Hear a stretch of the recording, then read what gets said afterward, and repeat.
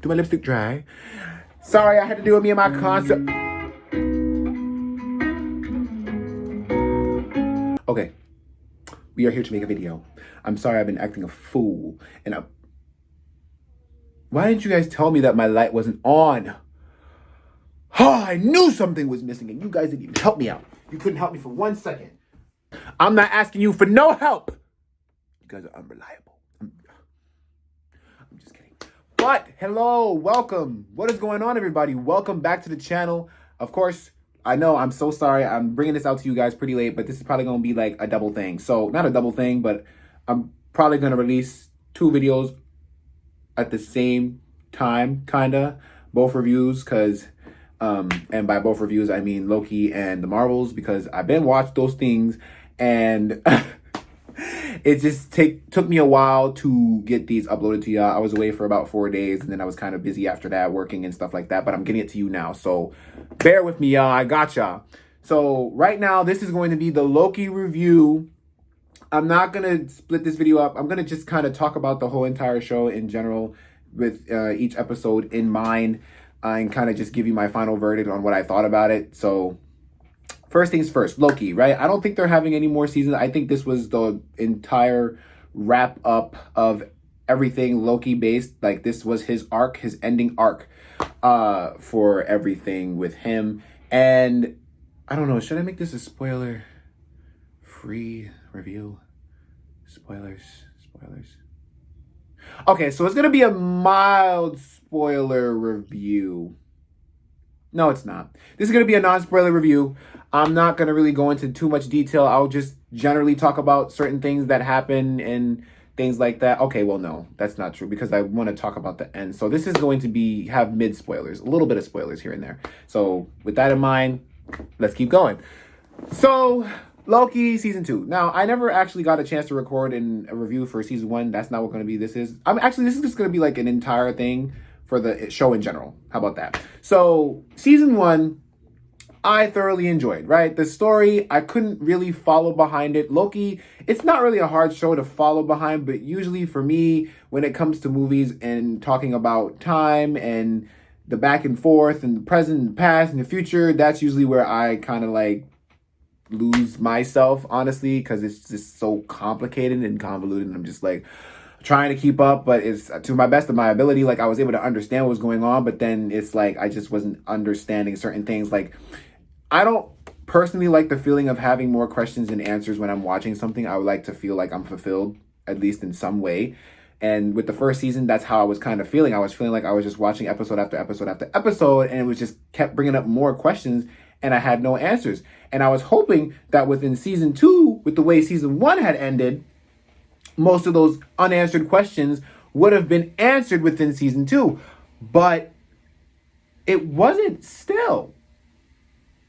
It still wasn't. But that's not to say that I wasn't entertained. I was definitely entertained throughout watching the entire series of Loki. Loki season 1 was definitely, I'll just get that out the way. That was I would give that personally a 7 out of 10. It was good. It was like above average. It was good. Like, it's not something that I could say that I would forget, at least in that space in the Marvel realm. That's something that would come up as like, oh, this was something that had great value and good storytelling and stuff like that. It was unique. But now Loki season 2, right? So let's get into it. I saw the first episode, and at first I was like, okay, wow, the tension is here. Like, there's so much energy. Everybody's in a panic. Everybody's not understanding what's going on and trying to figure things out. And I'm like, wow, the tension is here. This is really good tension. Too bad I don't understand what the is going on. Oh my God, I was so lost. I was like, so what's the problem? So I get that Loki was time warping forward, back in time and stuff like that, and I guess living certain moments, which is I can't fully explain it because I don't fully understand it, but that's what I got from that. And then it was 6 episodes long, if I'm not mistaken, and for the most part I feel like they were so centered on one thing. It was almost like this didn't need to be like 6 episodes long. If anything, it felt like they were kind of just dragging it out for the sake of dragging it out. And I say that because from the first season, I always, in my head, because I didn't quite understand this aspect of the Loki's, or the TVA. I didn't understand this aspect of the TVA, which was that whole timeline thing. So I'm like, so are they trying to just prune every other timeline, the multiverse, that wasn't Earth 616? Is that our Earth, the Earth where, you know, Tony Stark is Iron Man, Thanos gets snapped away by Iron Man dies? Like, that's Earth 616, if I'm not mistaken, in the cinematic universe. And are they pruning, getting rid of every other branch that doesn't follow suit to that same line? I wasn't too sure. But I think, to my understanding from the second season, yes, that's what it was. They were pruning every other timeline that wasn't that exact outcome. So it just so happened to be that Loki was one of those variants from when they went back in time that messed everything up, that I guess started I won't want to say started, but kind of had the most impact to the branching timelines, if I'm not mistaken. But then that also kind of confuses me just a little bit more. I still have a little bit more questions. See, this is what I mean. Like, I have so many more questions that I have answers. When does Loki take place? Because, first of all, the TVA is like, oh, it's just at the end of time. I don't understand what it is or where it is or how it is and things of that nature. But apparently it just is. And so I'm like, if they were pruning all these other multiverses, wouldn't that mean that Doctor Strange, Multiverse of Madness, and all those other multiverses that Wanda was reaching into should not have existed? And same thing for Spider-Man. Should those other timelines, where you know, Andrew Garfield and Tobey Maguire come through, should they not have existed? Because the TVA, for the most part, was pruning every other timeline that wasn't that timeline. So I guess I'm just a little confused in that realm too. But about the show, I understood for the most part from episode 1 and 2. I think it was episode 2 where they was introducing the time loop and what its purpose was, which was to like have the that one timeline just flow through, and the whole entire thing with them killing Kang was that all the timelines was trying to fit through this time loom, and it wasn't able to hold that capacity of all these different timelines trying to flow through the time loom, because it was just meant for that one timeline to fit. And so it was just basically a season of them trying to fix the time loom. And so they had went back in time, found out that one of the people that worked at the TVA was trying to live a life, and they found Kang there as well, and then asked him a question about the time loop that he was making from way back then and things of that nature. So it was just the prolonged story about that. And Sylvie, she was living her life in the thing in her timeline that she wanted to live, working at McDonald's. And yeah, I guess Loki was the main person that saw that it was a problem, and that all the timelines, basically all of time and reality itself, was going to disappear if they didn't fix what was broken. So it was just a very interesting way of telling the story, because there would be times where he would disappear, come back, see himself, and then my brain was all over the place. But I will definitely say that I was entertained for watching this, like, especially with the ending of, I was not expecting, was it the ending of the episode 4 or 5? Episode 4 or 5, where they failed. They brought Langley, or basically Kang, I forget his name, Dr. Timely, something like that. They brought him to help fix the time loom and things like that. And then as soon as he walked outside, he just, woo. And then the whole entire time loop was exploding. And then that was how the episode ended. It's like, wait, so what's going to happen now? What's going on? It was almost like a Thanos snap. Like, they recreated the Thanos snap moment at the end of that episode. Because it's like, he just disappeared And then the time loop kind of exploded, and that was it. A bright white light came, and that was that. I was like, so what now? Like, I was definitely entertained. I was on the edge of my seat when I was watching this series for some of the episodes, or at least during the ending part of the episode. And Sylvie was a bit of a dick. I'm not gonna lie. Like, she was just so not understanding when it came to the timeline. Even when her timeline was on the line, they're like coming to you. We're trying to help you fix your timeline. You want to live your life, but your life is gonna go if you don't come and help us. And she's like, no, screw that. Freak the TVA. The TVA should disappear. Freak Kang. Freak everything. Freak it. And then she had to like literally get to the episode where she saw her reality slip away, and then Loki's like, come on, I told you, like, let's go. And yeah, it was just kind of a very interesting story. I will definitely say that. But for me, it just didn't like click off the top. I know so many people are saying this was like the greatest show, great storytelling and things like that. And I'm not saying the storytelling wasn't great. The storytelling was great. But for me personally, when it comes to time and things like that and that nature, that realm, like I said, I just get so confused. And it's like that's something that I have to kind of read into and watch certain lines or things over again to try to understand it. And I just didn't want to do that. But Miss Minutes was kind of going crazy for Kang.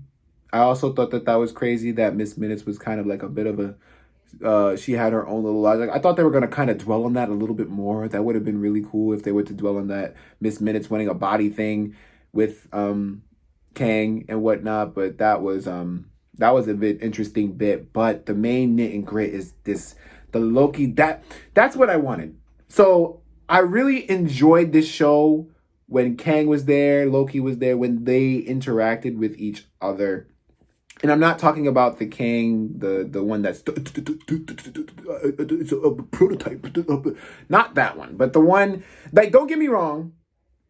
That was a fun, like, variant of Kang, but I enjoyed watching it, but not as much as I enjoyed watching the, what do they call him? He Who Remains. That's what it is. He Who Remains. That variant of Kang, I enjoyed the interaction that Loki and He Who Remains had with each other within the last episode, because the way it wrapped up, everybody was like, they couldn't get past failing. And so Loki had to do what he had to do to kind of learn quantum physics, which took him centuries, apparently, to learn. And that was kind of crazy. They just said, oh, how long would it take for me to learn something about quantum physics? Oh, it could take centuries. And then it just says centuries later, and then he just comes in with being the most knowledgeable, knowing exactly what's going to happen bit by bit by bit, because he's been, I guess, living the same scenario for so long. So that was an interesting, I like that part a lot. And so they figured out too that them expanding the timeline piece, or the time loom, to fit a few more realities to come through, they were like, no, it's not enough, because the multiverse is infinite. It's infinite possibilities, infinite timelines. So they're like, yeah, this time loop was meant to just sustain one. And yeah, we opened it up to sustain a few more, but the multiverse is massive, and it was not going to fit through the time loop. So that was my understanding of that. So then Loki finally has his main character, like, switch, character arc development, and it's like he finally knows the god that he needs to be. And I believe, that was when he turned into the god of stories, if I'm not mistaken. And I thought that this was probably one of the best scenes that I've seen in a minute in the MCU. And it was him. He put on his classic fit with the horns and the cape, the gall, everything. And he just launches himself in the time loom, and he physically grabs the timelines. He physically grabs each of the timelines, all the expanded possibilities, even the timelines are coming out of his cape, and he's just he made the tree of the 9 realms, if I'm not mistaken. So it's kind of like the way that it ended is Loki is basically holding all of the timelines together. And I thought that that was the best way. The absolute, I don't, because I didn't know exactly how they were going to end this show. I thought they were going to probably end it like Kang is loose, he's free, and everybody look out. But the way that they ended this with Loki, I feel like they've done Loki such a service. Like, Loki's definitely up there when it comes to like best character arcs in the entire MCU at the moment. And that part was really amazing. I really loved watching that. I watched that part like often because it's really cool. It's almost like the moment where Wanda turned into the Scarlet Witch. I still watch that scene over and over and over again. Like, that was just such one of the best transformations to me in all of the MCU, aside from Iron Man suiting up. But that Wanda, oh my God, was so fire. She did the thing. She absorbed the energy, and then she just turned into this. Oh, it was so hot. I loved it. But that was really cool. He's sitting at the end, just holding all the timelines together, all of his green. And at this point, too, I forget to mention, because you might be thinking, oh, well, isn't Loki just a god, a demigod? He's not even a full god, demigod, who's, god of mischief. So how much power could he really have to hold all these timelines and stuff? Apparently, for him living through these centuries and learning quantum physics, he's able to do exactly what the He Who Remains can do, which was just swipe your hand and then somebody swipes away, or snap your fingers and then time stops and stuff like that. So his power increased tenfold. Like, Loki was probably one of the most powerful being at that point in time. I think he was. He had to have been the most powerful. Definitely the most powerful. So then he took his power and he used it to maintain life and keep everything together. And so now he's just there. He's gonna sit there. And that was kind of what it was. I don't know why it was unsettling to me. Unsettling in a good way, because it's like, wait, so now is he gonna be conscious this entire time? I mean, he's probably gotta be conscious, right? But he's just sitting there.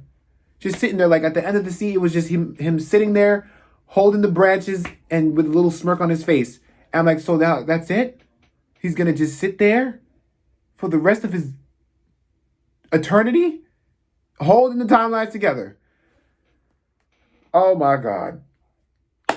Thank you for your service, Loki, because that was absolutely insane. But no, so Loki season 2, this is my verdict. My verdict for Loki season 2 is going to be, I'm going to give Loki season 2 an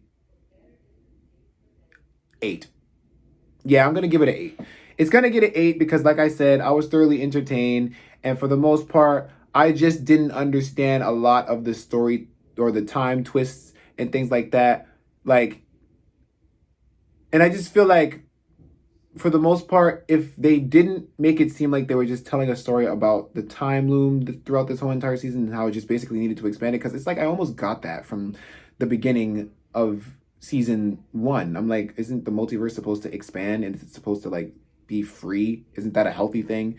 And so I guess because I understood that part, maybe that's why I was like, oh my God, they're still telling the same thing. Like, oh my God, fix the loom, fix the loom, fix the loom. Like, hurry up and fix the loom. But that was just like on that aspect. But in terms of how much I enjoyed it, I did enjoy it. Like, I was always excited waiting for the next episode to come. I was entertained by each episode. And yeah, it was a fun watch. I would recommend it to anybody that is in or a part of the multiverse, or not a part of the multiverse, in MCU and stuff like that, even though they're kind of falling downhill. But we'll see what happens going forward. Hopefully they change for the better. Fingers, eyes, toes, lips, everything crossed. So let me know what you guys thought of Loki down in the comments below. What would you rate Loki season 2? Of course, if you enjoy what I had to say and my little rant and ramble, of course, leave a like. And if you like me, subscribe to the channel so you can see more content from me. And until next time, guys, I will see you in the next video. Bye, guys.